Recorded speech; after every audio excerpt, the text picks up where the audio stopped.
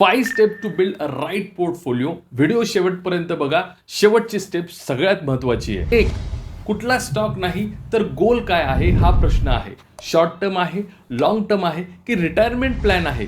गोल clear नाहीये तर portfolio blind असतो. Number 2. Capital and risk. Capital किती आहे हे इम्पॉर्टंट नाहीये.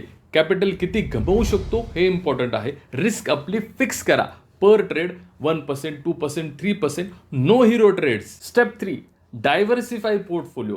एक स्टॉक म्हणजे 100% रिस्क, पण तेच सेक्टर वाईज 5 ते 7 सेक्टरमध्ये पोर्टफोलिओ डिवाइड करून घेतला तर याला म्हणतात diversify portfolio. Step 4. Allocation rules. सगळेच पैसे एका आयडियामध्ये टाकू नका. कोर आणि सेफ आयडियामध्ये 60%, ग्रोथ आयडियामध्ये 30% आणि रिस्क आयडियामध्ये मॅक्झिमम 10% टाका. Balance portfolio is equal to survival. लक्षात ठेवा. स्टेप 5.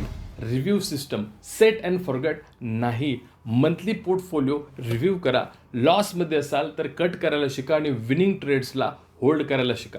लक्षात ठेवा, पोर्टफोलिओ लक नाहीये, डिसिप्लिनचं काम आहे. या 5ही स्टेप जर आपल्याला कंप्लीट पाहिजे तर कमेंटमध्ये टाका ऑल स्टेप. मी प्रत्येकाचा एक डिटेल व्हिडिओ बनवतो. धन्यवाद.